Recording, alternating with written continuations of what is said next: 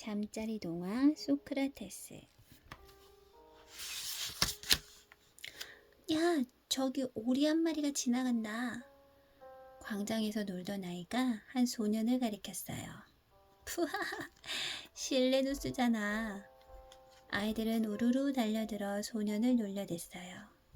홀딱 벗겨진 이마, 개구리처럼 툭 튀어나온 눈, 넓고 뭉툭한 코에 축 늘어진 양볼, 게다가 뒤뚱뒤뚱 오리걸음까지.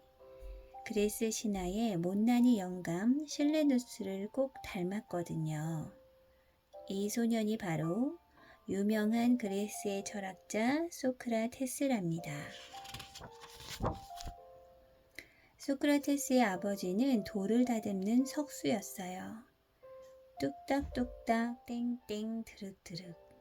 돌을 다듬고 있는 아버지의 등은 땀으로 축축이 젖어 있었어요. 아버지는 왜 저렇게 열심히 돌을 다듬는 걸까? 소크라테스는 골똘히 생각에 잠겼어요. 잠시 후 아버지의 돌 조각이 완성되었어요. 그래, 훌륭한 결과를 위해 최선을 다하는 마음. 그것이 아버지가 돌을 다듬는 이유였어. 보잘것없던 돌이 아버지의 손길을 거쳐 멋진 작품으로 완성된 것을 본 소크라테스는 깊은 깨달음을 얻었답니다. 어느덧 25세의 청년이 된 소크라테스는 파르테논 신전 공사장 일을 감독하게 되었어요. 그곳에서 소크라테스는 노예들을 보게 되었어요. 노예들은 쨍쨍 느릿째는 햇볕 아래에서 쉬지 않고 일을 했지요. 그러던 어느 날 한쪽에 쌓아두었던 돌더미가 와르르 무너져 내렸어요. 으악, 사람 살려! 돌을 쌓고 있던 노예들은 모두 돌더미에 깔려 목숨을 잃고 말았답니다. 소크라테스는 언덕 위로 올라갔어요. 난 정말 겁쟁이야. 사람들이 그렇게 죽어가는데 보고만 있었다니. 하지만 어쩔 수 없었잖아. 게다가 그들은 노예들인걸. 아니야, 노예든 귀족이든 목숨은 다 소중한 것이야. 소크라테스의 뺨 위로 굵은 눈물줄기가 흘러내렸어요. 어느 날 소크라테스는 음식을 가지고 싸우는 사람들을 보았어요. 여러분, 어떤 사람을 돼지라고 부르나요? 그거야 뭐 뚱뚱한 사람을 부르는 말 아닌가요? 사람이 음식을 먹는 이유는 고픈 배를 채우기 위해서입니다. 하지만 돼지는 보이는 대로 먹어대지요. 무엇이든 적당한 것을 벗어나 욕심을 부리는 사람을 돼지라고 합니다. 이 말에 사람들은 슬그머니 음식을 내려놓았대요. 소크라테스의 친구 카이레포는 신의 뜻을 듣기 위해 아폴론 신전으로 갔어요. 잠시 후 신탁을 들은 카이레포는 소크라테스를 찾아왔지요. 소크라테스, 자네가 아테네를 일으킬 만한 지혜를 가졌다는군. 뭐라고? 소크라테스는 깜짝 놀랐어요. 한 번도 자신이 똑똑하다고 생각해 본 적이 없기 때문이에요. 다음날 소크라테스는 유명한 정치가를 찾아갔어요. 그래, 궁금한 것이 무언가? 정치가가 거들먹거리며 물었어요. 당신은 아테네를 위해 무엇을 하고 있습니까? 난 그런 것에는 관심이 없네. 나를 지지해준 사람들에게만 잘 보이면 되지 뭐. 나라야 저절로 잘 굴러가겠지. 정치가의 대답을 들은 소크라테스는 문을 쾅 닫고 정치가의 집을 나왔어요.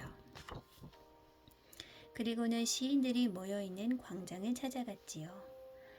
당신의 이 시는 무엇을 뜻하는 것이지요? 소크라테스는 한 시인에게 글을 내밀었어요. 글쎄, 그러니까 그게 하지만 속 시원히 대답을 하는 시인이 한 명도 없었어요. 아니, 이것은 당신이 쓴 글이 아닙니까? 그렇지요. 그러니까 또... 시인들은 소크라테스의 물음에 쩔쩔맸어요. 아름다운 문장으로 꾸밀 줄만 알았지 깊은 뜻은 이해하지 못하고 있었던 거예요. 시인들에게 실망한 소크라테스는 기술자들을 찾아갔어요. 그래, 기술자들은 사람들이 잘 알지 못하는 것을 만들어내고 있으니 분명 지혜로울 거야. 하지만 소크라테스의 기대는 와르르 무너져 버렸어요. 기술자들은 생활의 지혜는 많이 알고 있었어요. 하지만 그것뿐이었어요. 게다가 남이 모르는 것을 알고 있다는 이유로 잘난 척하고 다녔대요. 내가 직접 신탁을 들어봐야겠다. 신전 입구에 들어서려던 소크라테스는 발걸음을 멈추었어요. 너 자신을 알라라는 글이 눈에 띄었기 때문이에요. 맞아, 적어도 나는 나의 지혜가 부족하다는 것은 알고 있지 않은가. 그것이 바로 내가 지혜로운 자라는 이유로구나. 그 뒤부터 소크라테스는 젊은이들을 찾아다녔어요. 장차 나라를 이끌어갈 사람들에게 진정한 지혜란 나 자신을 아는 겸손함에서 온다는 것을 가르쳐주기 위해서였지요. 하지만 소크라테스는 집안을 돌보지 않았어요. 살림은 점점 어려워져 갔지만 검소한 생활이 몸에 밴 소크라테스는 별로 불편함을 못 느꼈어요. 아내 크산티페는 소크라테스가 늘 못마땅했지요. 사람들을 가르쳤으면 교습료라도 받아와야 할 거 아니에요. 하지만 소크라테스는 못 들은 채 하며 생각에만 잠겨 있었지요. 아니, 이 양반이 귀가 먹었나? 화가 난 크산티페는 소크라테스에게 물을 뒤집어 씌웠어요. 그러자 소크라테스는 태연하게 말하며 집을 나섰어요. 천둥이 친 다음에는 반드시 비가 오는 법이지. 소크라테스는 디오니소스 신전 앞에서 플라톤을 만나 또다시 토론을 시작했어요. 플라톤은 나중에 소크라테스만큼 유명해진 철학자예요. 이렇게 뜻있는 젊은이들이 소크라테스를 따르자 귀족들은 소크라테스를 미워했어요. 소크라테스가 귀족들의 잘못을 꼬집어냈기 때문이에요. 이러다가는 우리가 설 자리가 없어질지도 몰라. 맞아. 소크라테스를 없애버리자. 귀족들은 소크라테스를 재판장 앞에 세웠어요. 젊은이들을 나쁜 길로 끌어들인다는 죄를 씌워서 말이에요. 와, 소크라테스를 풀어줘라. 벌 받을 사람들은 바로 너희들이다. 법정 밖은 많은 사람들이 몰려와 아수라장이 되었어요. 하지만 소크라테스는 결국 사형을 받게 되었답니다. 어느 날 밤 친구 크리톤이 소크라테스를 찾아왔어요. 소크라테스, 어서 도망치게. 그럴 수는 없어. 악법도 법이니 법에 따라야지. 어느 봄날 소크라테스는 친구들과 제자들에게 둘러싸인 자리에 앉아 독약을 마셨어요. 소크라테스는 조용히 자리에 누웠다가 갑자기 일어나 친구 크리톤에게 말했어요. 크리톤, 아스클레피오스에게 닭을 바치기도 약속한 것을 깜빡 잊었군. 내 대신 꼭 지켜주게. 소크라테스는 끝까지 자신의 임무를 마치고 세상을 떠났답니다.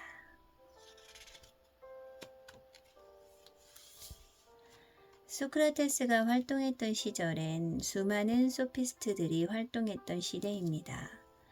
소피스트는 자신이 가지고 있는 지식이나 기술을 사람들에게 돈을 받고 제공하던 지식인들이었습니다.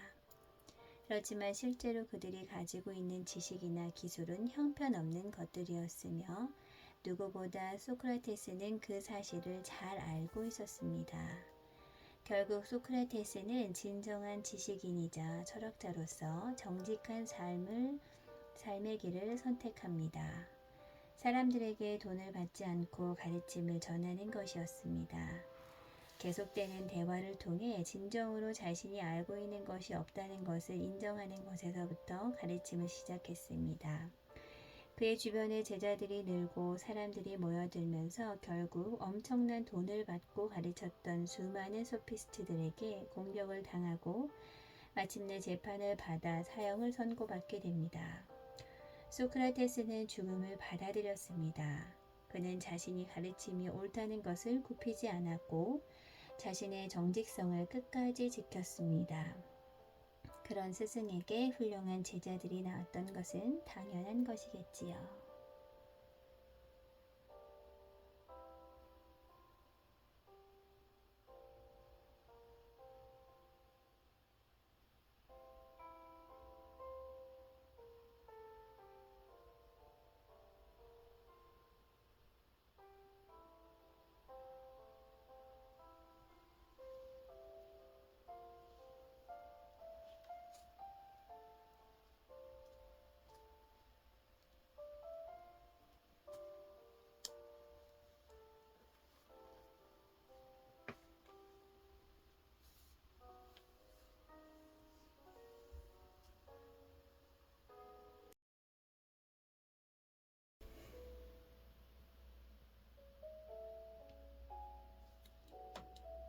잠자리 동화 나이팅게일.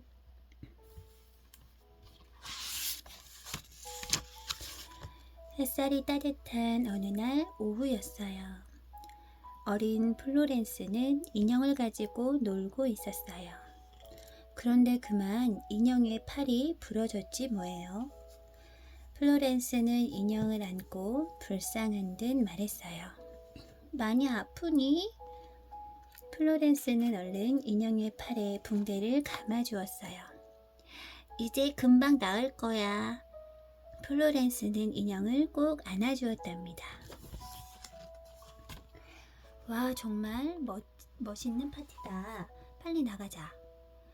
플로렌스, 이 옷 너무 예쁘지 않니? 정원의 파티를 보며 언니는 즐거워했습니다. 그러나 플로렌스는 나가기 싫었어요. 플로렌스는 어젯밤 읽다만 책을 생각하며 자꾸만 머뭇거렸어요. 플로렌스, 책만 읽지 말고 너도 나가서 놀아라. 저는 책 읽는 것이 더 좋아요. 아버지는 얌전하기만 한 플로렌스가 걱정스러웠답니다. 어느 추운 겨울날이었어요. 플로렌스는 목사님과 함께 교회로 가고 있었어요. 그런데 어디선가 이상한 소리가 들렸어요. 끼깅 끼깅. 소리 나는 곳으로 달려간 플로렌스는 금세 울상이 되어버렸어요. 조그만 강아지 한 마리가 바위 틈에 발이 낀 채 울고 있었어요. 플로렌스는 힘껏 바위를 밀어내고 강아지를 꺼냈어요. 그리고 플로렌스는 손수건으로 강아지의 발을 아프지 않게 감싸주었어요. 목사님은 플로렌스의 착한 마음이 무척 예뻤습니다.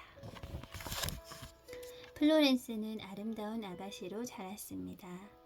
플로렌스의 집은 부자였습니다. 그러나 동네에는 가난하고 불쌍한 사람들이 더 많았답니다. 플로렌스는 가난하고 불쌍한 사람들을 도와주고 싶었어요. 플로렌스는 맛있는 음식과 따뜻한 옷을 들고 이웃을 찾아갔어요. 아가씨가 이런 곳을 오시다니. 가난한 사람들은 플로렌스가 너무나 고마웠어요. 가난한 사람들은 병이 들어도 돈이 없어 병원에 갈 수 없었답니다. 플로렌스는 병원에도 가지 못하고 아파하는 사람들이 몹시 불쌍했어요. 플로렌스는 마을의 아픈 사람들을 열심히 돌보았습니다. 그러던 어느 날 마을에 무서운 감기가 돌았어요.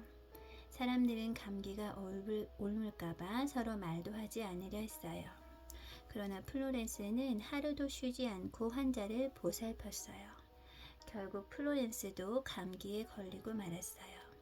자리에 누워 있으면서도 플로렌스는 마을 사람들을 걱정했습니다. 마을 사람들은 플로렌스를 위해 기도했어요. 하나님, 플로렌스 아가씨를 살려주세요.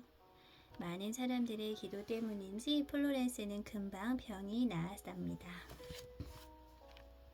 어느 날 어릴 때부터 플로렌스를 돌봐주시던 할머니가 병이 났습니다. 할머니, 힘내세요. 제가 꼭 낫게 해드릴게요. 플로렌스는 정성껏 할머니를 보살펴드렸습니다. 그러나 병이 깊은 할머니는 그만 돌아가시고 말았어요. 플로렌스는 슬픔에 잠겼어요. 할머니.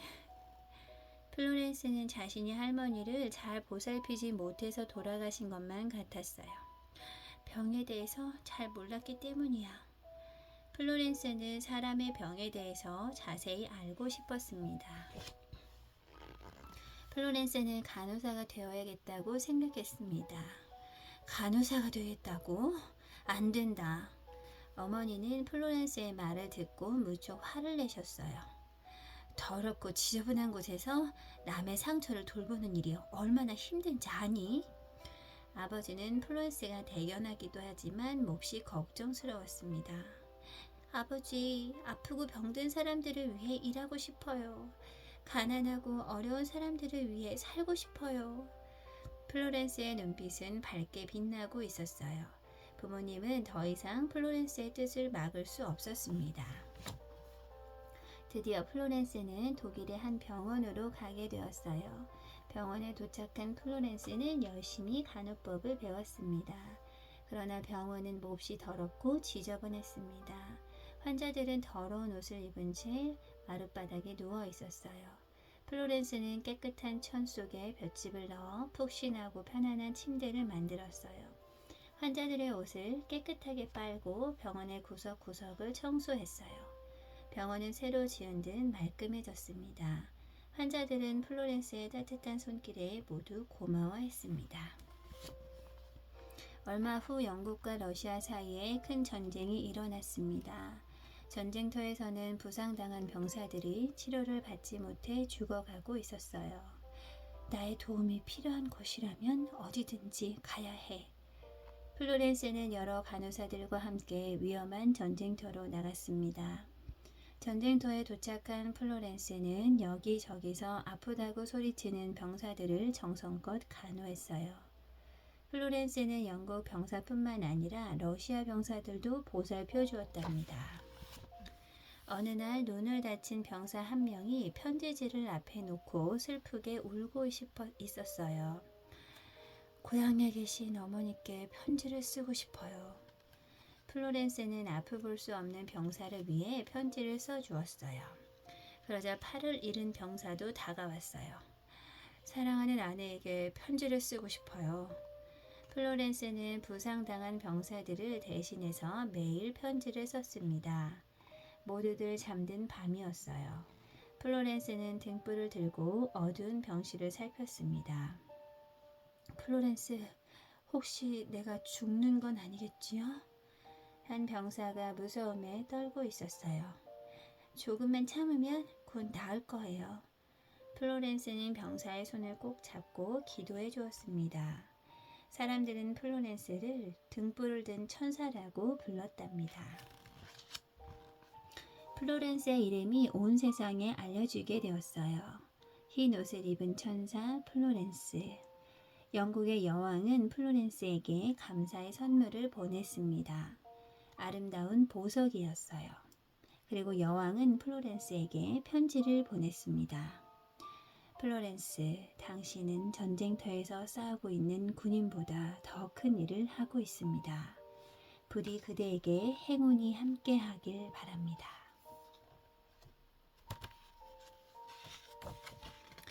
전쟁터에 매우 위험한 전염병이 돌았습니다. 많은 사람들이 전염병에 걸려 목숨을 잃었습니다. 플로렌스는 몸을 아끼지 않고 병에 걸린 사람들을 간호했답니다. 그런데 플로렌스도 그만 전염병에 걸리고 말았어요. 이 소식이 세상에 알려지자 모든 사람들이 슬픔에 빠졌습니다. 하나님, 플로렌스를 지켜주세요. 부상당한 병사들은 매일 밤 플로렌스의 곁을 지키며 기도했어요. 얼마 후 플로렌스는 기적처럼 다시 살아났답니다. 마침내 전쟁이 끝났어요. 영국에서는 돌아오는 플로렌스를 위해 큰 파티를 준비했어요. 그러나 플로렌스는 파티에 나가지 않았답니다. 그 대신 플로렌스는 전쟁에서 아깝게 목숨을 잃은 병사들의 무덤을 찾아갔어요. 다시는 이런 전쟁이 일어나지 않기를. 플로렌스는 병사들의 무덤에 큰 십자가를 세웠습니다. 어느새 플로렌스의 머리에 하얀 눈이 내렸어요. 플로렌스는 할머니가 되어서도 많은 일을 했어요. 가난한 사람들이 돈이 없어도 치료받을 수 있는 병원을 지었어요. 그리고 플로렌스처럼 훌륭한 간호사가 될 수 있도록 책도 썼어요. 플로렌스는 살아있는 날까지 병들고 힘든 사람들을 위해 일하다가 조용히 눈을 감았습니다. 나는 일생을 의롭게 살며 전문 간호직에 최선을 다할 것을 하나님과 여러분 앞에 선서합니다. 간호사가 되기 위해 선서하는 나이팅게일 선서문의 시작입니다. 나이팅게일은 부유한 가정에서 태어나 당시엔 사회적으로 천대받았던 간호사의 길을 걸어갔습니다. 무엇보다 그녀는 전쟁터에서 자신의 몸을 아끼지 않고 엄청난 사랑을 쏟으며 수많은 사람들의 목숨을 구한 의로운 간호사였습니다. 크림 전쟁이 발발했을 때 그녀는 자신의 돈을 털어 간호사를 모집하고 전쟁터로 떠납니다. 그곳에서 그녀는 밤낮을 가리지 않고 환자들을 돌보았습니다. 그런 그녀를 사람들은 등불을 든 천사라고 칭송했습니다. 특히 전염병이 돌았을 때는 다른 간호사들을 대신해 직접 전염병 환자를 돌보며 여전히 환자들에 대한 사랑을 실천했습니다. 또한 자신이 전염병에 걸렸을 때조차도 다른 환자들을 걱정하며 전염병 확산을 막는 데 최선을 다했습니다. 오직 다른 사람들의 아픔과 병을 치료하는 데 자신의 모든 사랑을 쏟았던 나이팅게일. 그녀는 영원히 인류의 사랑을 받을 것입니다.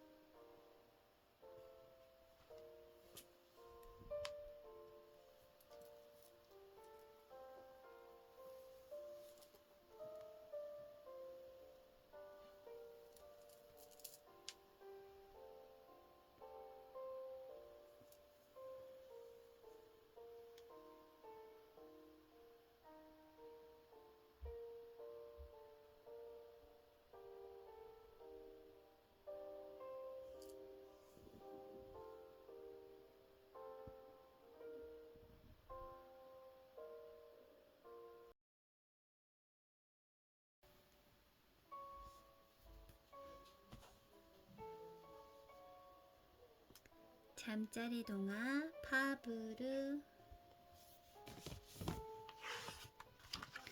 웽웽웽. 작은 벌레 한 마리가 날아왔어요. 어머나, 무당벌레군요. 앙리는 무당벌레의 빨간 등을 톡 건드렸어요. 이번에는 훨훨 나는 호랑나비예요. 와, 정말 멋진 날개야. 앙리는 살금살금 발끝으로 걸었어요. 호랑나비가 놀라면 안 되니까요. 찌르륵 찌르륵. 밤마다 들려오는 이 소리는 뭘까요? 오늘 밤에는 꼭 알아내고 말겠어. 앙리는 풀숲으로 갔어요. 찌르륵 찌르륵. 앙리는 조심스럽게 손을 뻗어 소리나는 것을 잡았어요. 오라, 메뚜기처럼 생긴 풀무치였군요. 앙리는 새로운 곤충 친구를 알게 되어 무척 기뻤답니다. 앙리가 학교에 다니게 되었어요. 학교는 바로 이웃집 리카르 아저씨 댁이랍니다. 리카르 아저씨는 마을의 이발사예요. 그리고 교회에 종을 치는 일도 하지요. 비가 올 것 같구나. 어서 종을 쳐서 알려야지. 리카르 선생님은 공부를 하다가도 급하게 종을 치러 가야 했어요. 꿀꿀꿀. 선생님이 종을 치러 가면서 문을 열어 두었나 봐요. 돼지야 닭, 염소 등이 우르르 교실 안으로 들어왔어요. 이런 교실이 순식간에 동물 농장으로 바뀌었군요. 앙리의 학교 생활은 정말 재미있겠지요. 하지만 앙리는 몇 달이 지나도록 글을 읽지 못했어요. 부모님은 매우 걱정이 되었답니다. 자, 조금만 더 힘을 내. 앙리가 뭘 하고 있는 거지? 아버지는 조용히 앙리의 모습을 지켜보았어요. 아하, 굴리기 대장 쇠똥구리를 보고 있었군요. 쇠똥구리는 커다란 쇠똥을 옮기는 중이에요. 그래, 옳지. 아주 잘하는구나. 앙리는 열심히 쇠똥구리를 응원했어요. 아버지의 얼굴에는 살며시 미소가 떠올랐지요. 아버지는 앙리에게 여러 가지 동물들과 곤충들이 그려진 책을 선물했어요. 마음에 드니? 야호! 아버지, 너무 멋져요. 앙리는 그림을 보면서 글을 배우기 시작했어요. 사자, 코끼리, 매미. 앙리가 이제 글을 아주 잘 읽는구나. 자, 이건 글을 읽힌 상이다. 앙리는 라퐁텐 우화집을 안고 기뻐서 팔짝팔짝 뛰었답니다. 앙리가 14살이 되던 해 가족들은 가난 때문에 모두 뿔뿔이 흩어져야 했어요. 앙리는 낮에는 식료품 가게에서 심부름을 하고 밤에는 공원 구석에서 잠을 잤답니다. 계속 떠돌이로 살아갈 수는 없어. 공부를 해야 해. 앙리는 심부름을 하고 받은 돈으로 책을 샀어요. 책을 읽다 보면 배고픔도 잊을 수 있었지요. 어느 날 앙리는 사범학교에서 장학생을 뽑는다는 광고를 보았어요. 앙리는 열심히 공부를 했답니다. 드디어 합격자를 발표하는 날이에요. 야호! 합격이다! 앙리는 당당히 1등으로 합격을 했답니다. 어느 날 수업 시간이었어요. 앙리 파브르, 누가 수업 시간에 말벌을 가지고 놀라고 했지? 노는 게 아니라 말벌을 관찰하고 있었어요. 사실 앙리는 지금 배우고 있는 것들을 이미 다 알고 있었거든요. 앙리는 3학년 시험을 가볍게 통과해서 친구들보다 빨리 학교를 졸업했답니다. 앙리는 멋진 선생님이 되었어요. 선생님, 곤충 이야기 또 해주세요. 맴맴맴. 마침 숲속에서 매미들이 울기 시작하는군요. 오늘은 귀머거리 매미 얘기를 해줄까? 저렇게 노래를 잘하는데 귀머거리라고요? 그럼 옆에서 대포를 쏘아도 들을 수 없을걸? 앙리는 추포를 쏘아서 보여주었답니다. 먹이가 썩지 않게 침을 놓는 벌이라고? 어떤 곤충학자가 나나니 벌에 대한 연구를 발표했어요. 죽은 먹이가 한 달이 넘도록 썩지 않는다는 거예요. 정말 신기한 벌이네. 나도 한번 관찰해 봐야지. 앙리는 딱정벌레를 잡아서 나나니 벌의 먹이로 주었어요. 딱정벌레가 도망가려고 하자 나나니 벌은 잽싸게 침을 놓았지요.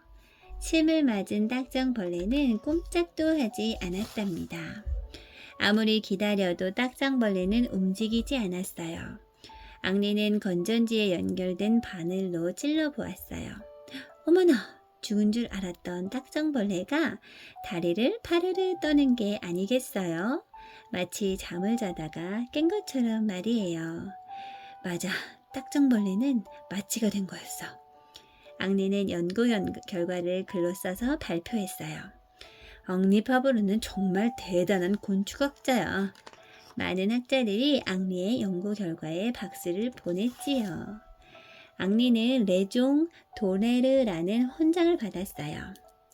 레종 도네르는 프랑스 최고의 훈장이에요. 재밌고 유익한 책을 써서 보답해야지.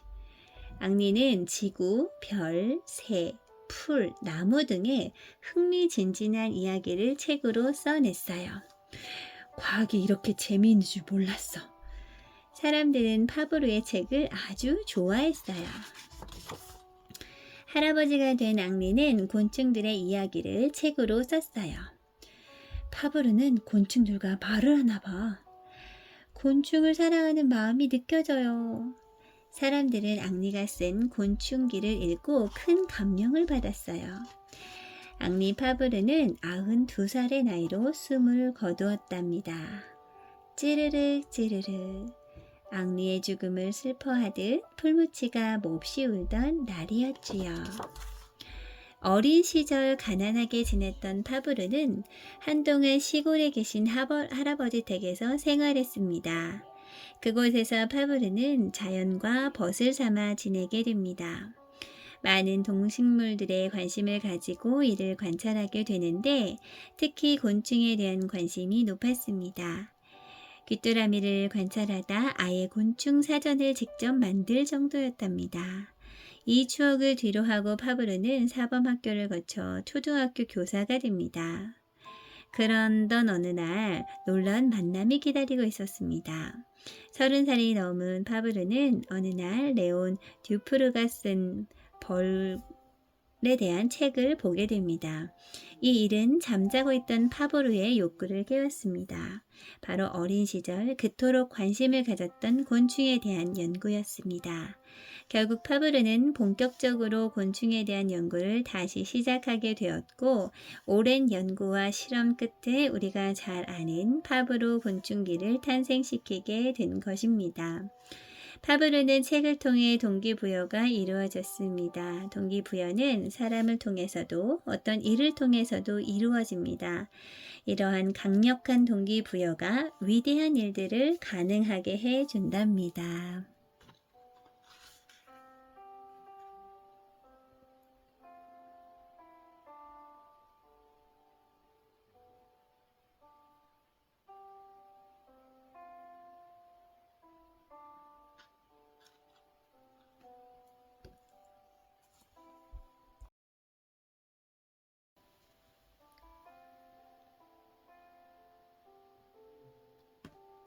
잠자리 동화 피카소. 반짝반짝 금 모래밭에 꼬마 피카소가 예쁜 집을 지었어요. 엄마, 아빠. 피카소가 더듬더듬 말을 배울 때였지요.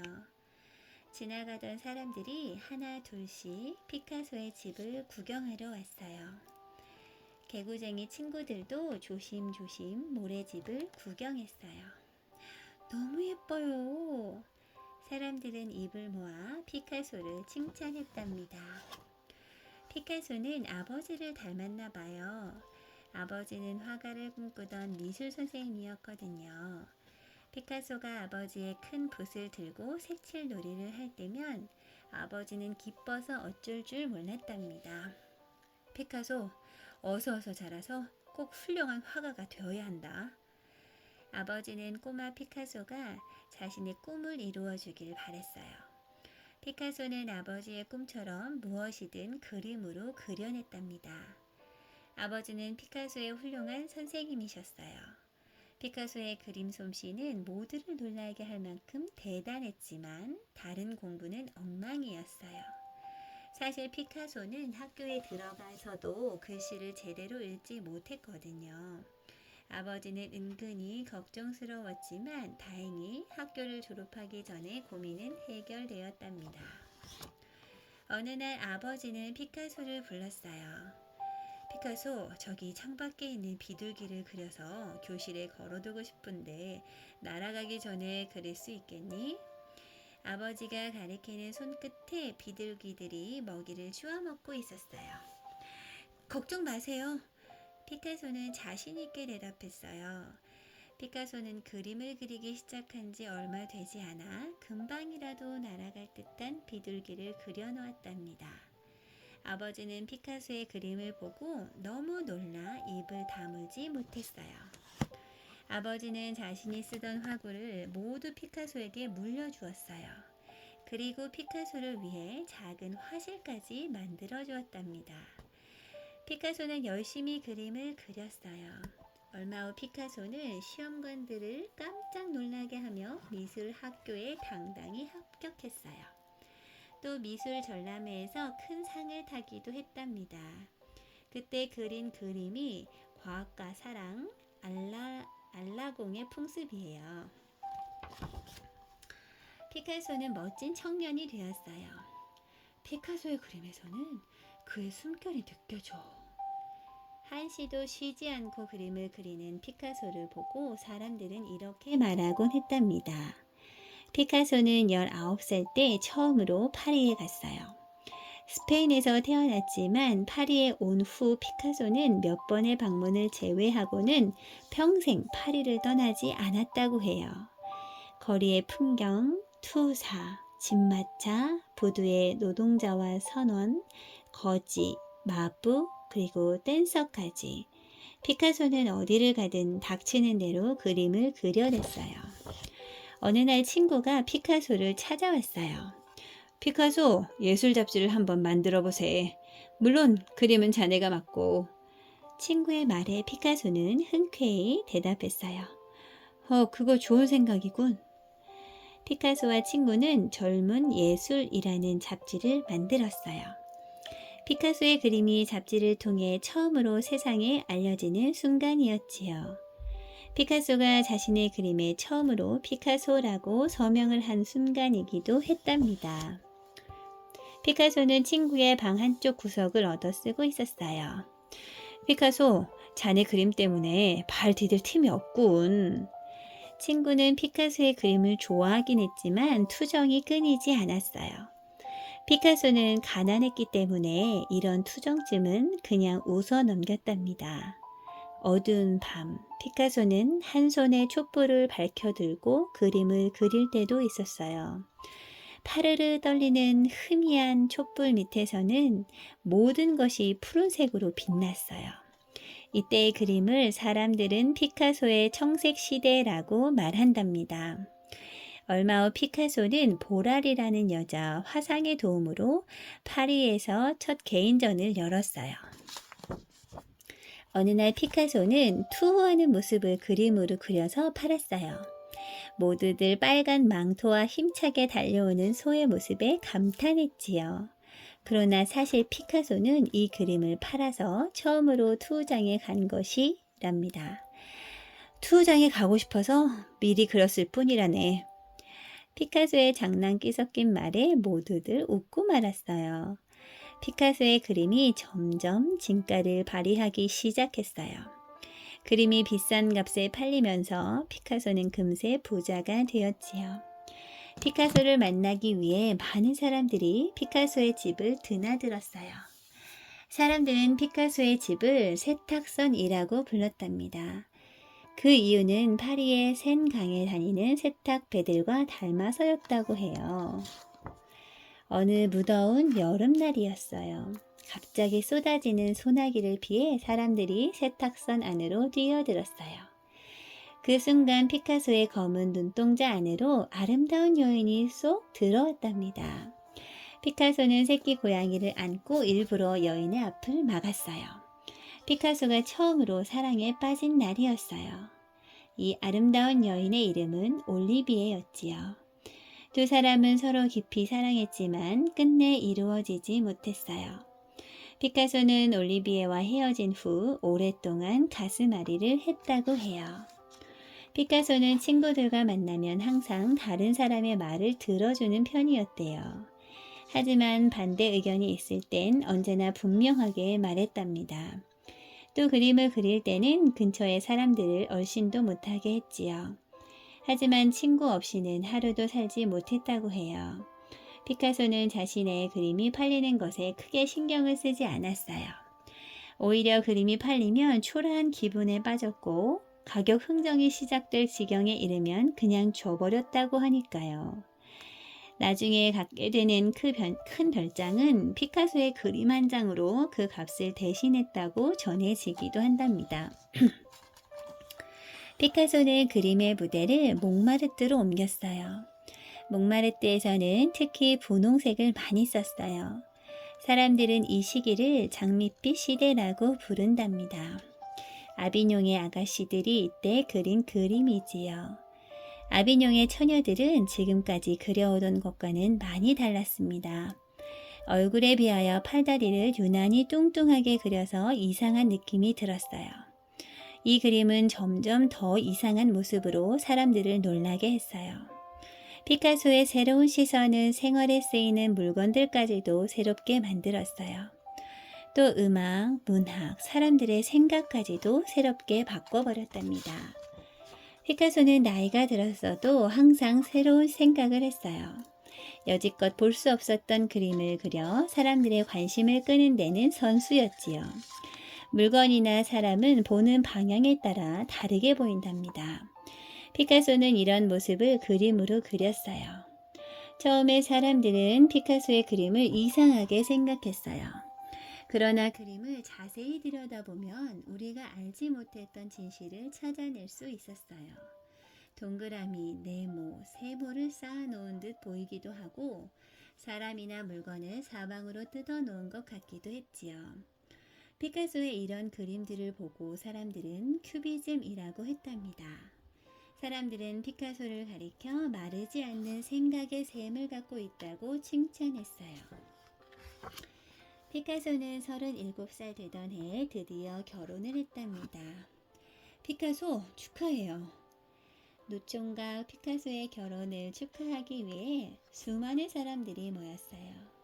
피카소의 아름다운 신부는 러시아 무용수인 올가였어요. 결혼을 해서도 피카소는 더욱 열심히 그림을 그렸어요. 스페인 전쟁을 그린 게르니카라는 그림은 매우 유명하답니다. 또 우리나라의 전쟁을 그림으로 그리기도 했지요.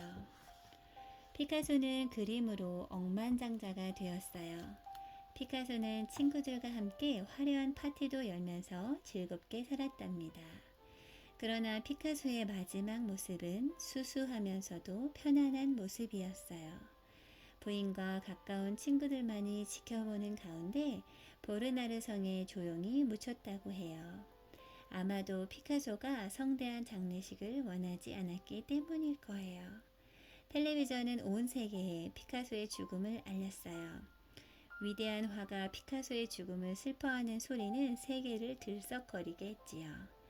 나이가 들수록 젊은 생각으로 더욱 신사가 되었던 피카소의 명성은 그가 남긴 수천 점의 그림이 잘 말해준답니다.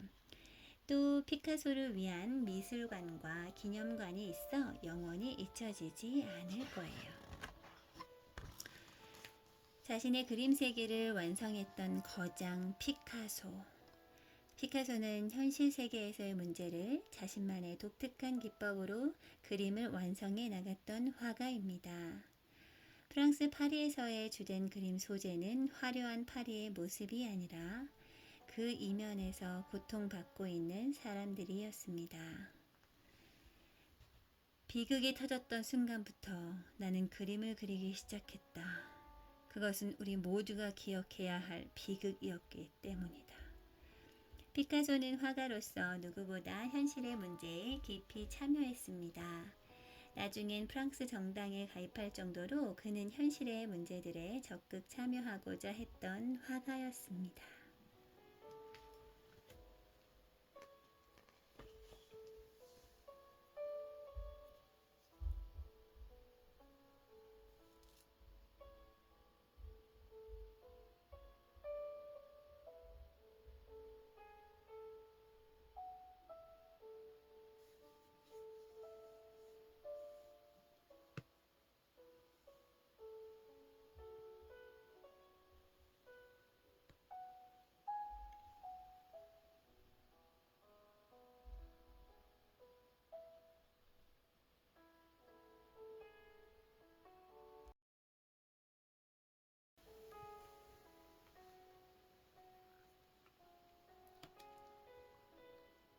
잠자리 동화 빌 게이츠.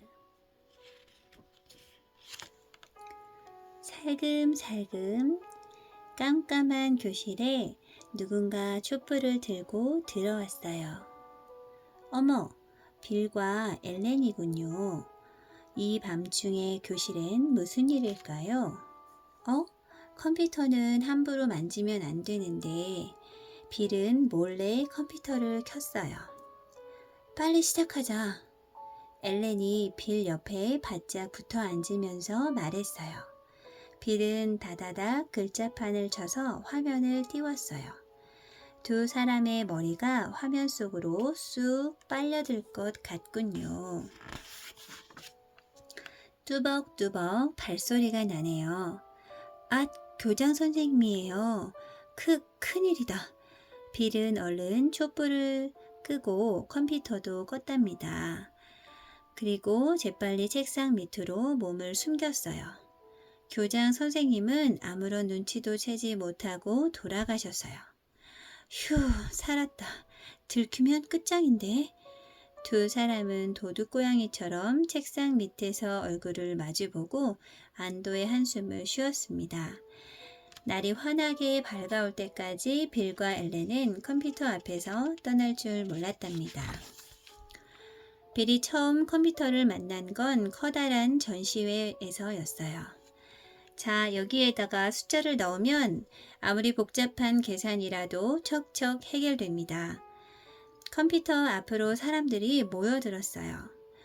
세상에 처음 선을 보인 컴퓨터는 고래만한 덩치에 기능도 아주 단순했어요. 하지만 이런 컴퓨터도 구경하기조차 힘들었지요. 학교에도 겨우 한 대가 있을 정도였으니까요. 빌은 밤마다 몰래 컴퓨터를 하러 학교에 갔어요. 수업 시간에는 많은 아이들이 서로 하겠다고 달려들어 만져보기도 힘들었거든요.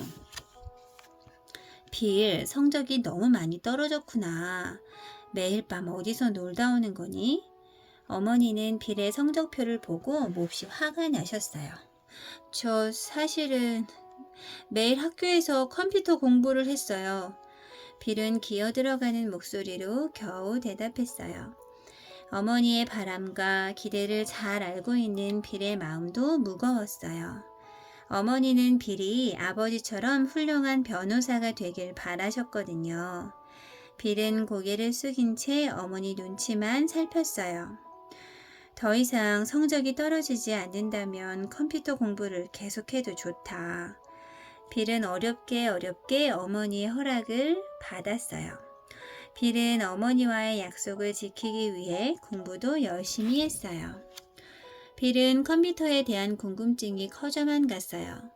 처음처럼 컴퓨터 안에 사람이 숨어 있다고 생각하지는 않았지만 무엇이든 명령만 내리면 해내는 것이 정말 신기했거든요.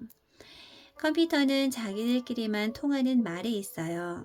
컴퓨터 언어라고 하지요. 컴퓨터는 이 언어로 모든 프로그램을 만드는 거예요. 빌은 컴퓨터 언어를 배우기 위해 대학생들이 보는 책들을 빌려다 읽었답니다. 고등학생이 보기에는 어려웠지만 빌은 밤을 새워가며 읽고 또 읽었어요. 내가 만든 프로그램을 사용해 볼 순 없을까? 빌은 자신이 만든 프로그램을 시험해 보고 싶어서 온몸이 근질근질했어요. 어느 날 빌은 작은 컴퓨터 회사를 찾아갔어요. 사장님, 저를 여기서 일하게 해주세요.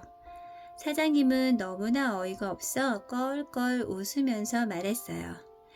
꼬마야, 우리 회사에는 너같이 어린애가 할 일은 없단다. 빌은 고등학생이었지만 워낙 덩치가 작아서 마치 초등학생처럼 보였거든요. 그러나 빌이 만든 프로그램을 보자 모두들 벌어진 입을 다물지 못했어요. 돈은 안 주셔도 돼요. 컴퓨터만 마음대로 사용하게 해주세요. 빌은 이미 컴퓨터 앞에 자리를 잡고 앉아 있었습니다. 빌의 컴퓨터 실력은 하루가 다르게 발전했어요. 빌, 이것 좀 부탁해. 이제는 사장님도 마음 놓고 일을 맡기셨지요. 빌은 언제나 늦게까지 남아 컴퓨터와 씨름을 했어요. 그런데 이게 어찌된 일일까요? 갑자기 컴퓨터가 꺼지더니 다시 켜지지 않는 거예요. 왜 이러지? 빌은 깜짝 놀라 컴퓨터를 이리저리 살폈어요. 컴퓨터는 깜깜한 얼굴만 내민 채 아무 말이 없었어요. 중요한 서류를 모조리 삼켜버린 채 말이에요. 빌은 바닥에 주저앉아 엉엉 울음을 터뜨리고 말았어요. 여기서 당장 나가! 사장님은 너무 화가 나서 노발대발하셨어요. 결국 빌은 회사에서 쫓겨나고 말았답니다. 쯔쯔쯔 불쌍한 빌. 풀이 죽은 모습이 너무 힘들어 보이네요. 빌은 컴퓨터에 자신을 잃었던 거예요. 집으로 돌아온 빌은 학교 공부에 몰두했어요. 마침내 빌은 하버드 대학교의 법학과에 당당히 합격했답니다. 장하구나 빌. 누구보다 어머니가 기뻐하셨어요. 그러나 빌의 머릿속은 온통 컴퓨터 생각뿐이었습니다. 어느 날 빌의 기숙사로 엘렌이 찾아왔어요. 빌, 엄청난 일이 일어났어. 엘렌은 신발도 벗지 않고 방으로 뛰어 들어왔어요. 드디어 개인용 컴퓨터가 나왔어. 집집마다 컴퓨터를 놓고 누구나 사용할 수 있는 세상이 온 거예요. 빌은 가슴이 쿵쾅거려 말을 할 수가 없었어요. 빌, 이제 우리가 나설 차례야. 개인용 컴퓨터 프로그램을 만드는 거야. 엘렌의 말에 빌은 자신감이 솟았어요. 그래, 아무도 우리를 따라오지 못할 거야. 빌은 엘렌의 두 손을 꽉 잡았습니다. 세상에 처음 나온 개인용 컴퓨터는 알테어 8800이었어요. 알테어 8800은 자신을 움직이게 해줄 명령을 애타게 기다렸어요. 누구든 제일 먼저 프로그램을 짜는 사람에게 기회를 주겠소. 많은 사람들이 알테어 8800의 프로그램에 도전했어요. 빌과 엘렌은 서둘러 프로그램을 완성시켰어요. 그리고 한 걸음에 회사로 달려갔어요. 제발 알테어 8800이 문제없이 움직일 수 있도록 도와주세요. 빌과 엘렌은 프로그램을 입력시키고 두 눈을 꼭 감았어요. 와, 화면이 떴어요. 숨을 죽인 채 기다리던 사람들의 입에서 탄성이 터져 나왔어요. 알테어 8800이 사람들과 친구가 되는 순간이었어요. 알테어 8800은 불티나게 팔렸습니다. 회사는 밀려드는 주문으로 즐거운 비명을 질렀답니다. 물론 빌과 엘렌의 이름은 너무나 유명해졌지요. 엘렌은 이 회사의 부장으로 취직을 하게 되었어요. 하지만 빌은 학교로 돌아가야 했어요. 빌은 법학책을 펼쳐 들었어요. 책 속에서 컴퓨터들이 어서 오라고 손짓을 하는 것 같았어요. 빌은 부모님께 자신의 생각을 말씀드렸어요. 학교를 그만두고 컴퓨터에 전념하고 싶어요. 부모님은 아들의 결심을 꺾을 수가 없었어요. 아버지는 빌의 든든한 후원자가 되어 주셨답니다. 이제 곧 새로운 컴퓨터 시대가 열릴 거야. 빌은 다가올 미래를 준비하는 멋진 청년이었어요. 빌은 엘렌과 함께 회사를 세웠어요. 이 회사가 바로 마이크로소프트사예요. 마이크로소프트는 마이크로 컴퓨터에 필요한 소프트웨어를 만드는 회사라는 뜻입니다. 빌은 친구들을 불러 모았어요. 누구나 쉽게 쓸 수 있는 프로그램을 만들자. 작은 아파트에 모인 젊은이들의 눈빛은 어느 별보다 밝게 빛났습니다. 빌과 친구들은 잠자는 시간, 밥 먹는 시간도 아껴가며 프로그램을 만들었어요. 빌 게이츠, 드디어 우리가 해냈어. 친구들이 달려와 빌을 껴안았어요. 빌은 프로그램을 다 만들고서도 믿기지 않아 멍하니 서 있었던 거예요. 모든 컴퓨터들이 빌의 프로그램을 달라고 아우성쳤어요. 프로그램은 날개 돋친 듯이 팔렸어요. 빌의 재산은 눈덩이처럼 불었답니다. 세계에서 제일 큰 부자가 된 거예요. 빌은 끊임없이 새로운 프로그램을 만들었어요. 덕분에 컴퓨터와 처음 만나는 사람도 빌의 프로그램만 있으면 금세 컴퓨터와 친구가 되었어요. 지금 우리가 쓰고 있는 컴퓨터 안에도 빌이 만든 프로그램이 아주 많답니다. 빌은 자신이 벌어들인 돈으로 많은 컴퓨터를 샀어요. 저 멀리 아프리카나 가난한 나라의 어린이들에게 선물하기 위해서지요. 하지만 세계 최고의 부자 빌의 생활은 언제나 변함이 없었어요. 아마 오늘도 빵 하나로 끼니를 대신하며 프로그램 만드는 일에 정신을 팔고 있을 거예요. 빌 게이츠의 아버지는 변호사였습니다. 어머니는 빌 게이츠가 아버지처럼 변호사가 되길 소망하셨지요. 그런데 빌 게이츠는 컴퓨터에 관심을 가졌습니다. 그리고 마침내 대학도 중도에 포기하고 컴퓨터 프로그램을 만드는 회사를 차립니다. 그런 그가 세계 최고의 부자가 되고 세상을 바꾸어 놓는 주역이 됩니다. 바로 자신의 적성을 찾아 그 놀라운 성과를 보인 것이지요. 오늘날 우리는 아이들에게 적성에 맞는 일을 할 수 있도록 부모가 노력해 주는 것이 당연하다고 여깁니다. 그 중심엔 바로 빌 게이츠가 있습니다. 자신이 좋아하고 자신의 성격에 맞는 일, 그 일을 통해 행복을 느낄 수 있는 적성. 우리는 빌 게이츠를 통해 적성의 힘이 얼마나 놀라운 것인지 알게 되었고, 그 적성대로 자신의 길을 갈 수 있도록 든든한 후원자가 되어준 빌 게이츠의 부모처럼 되고자 한답니다. 잘 할 수 있는 일, 즐거워할 수 있는 일, 그 일이 무엇이든 그 분야의 새 역사를 쓸 사람은 빌 게이츠처럼 적성에 맞는 일을 하는 사람이 될 것입니다.